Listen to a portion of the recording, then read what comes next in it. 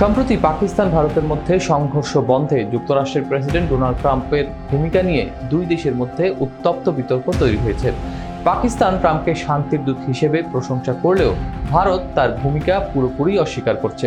11 মে নিয়ন্ত্রণ রেখা বরাবর গোলাগুলির পর যুদ্ধবিরতির ঘোষণা আসে।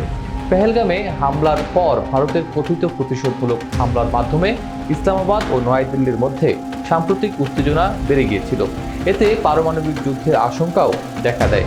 বিস্তারিত থাকছে ডেস্ক রিপোর্টে।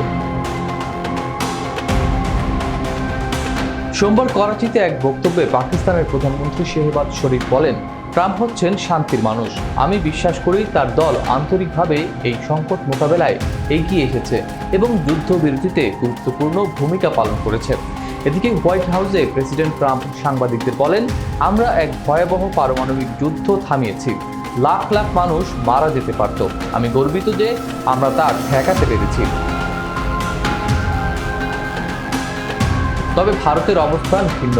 দেশটির পররাষ্ট্র সচিব বিক্রম মিস্ত্রি সোমবার সংসদীয় কমিটির এক বৈঠকে বলেন, এই যুদ্ধবিরতি ছিল পুরোপুরি দ্বিপাক্ষিক সিদ্ধান্ত।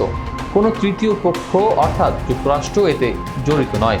তিনি দাবি করেন, পাকিস্তান থেকে কোনো পারমাণবিক হুমকির ইঙ্গিত মেলেনি এবং ভারত শুধুই জাতীয় স্বার্থে কাজ করেছে।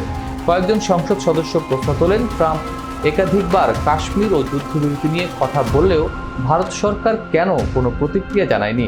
এ নিয়ে মার্কিন যুক্তরাষ্ট্রের কাছে বিবরণীর নিয়ন্ত্রণ চলে যাওয়ার আশঙ্কা প্রকাশ করেন তারা।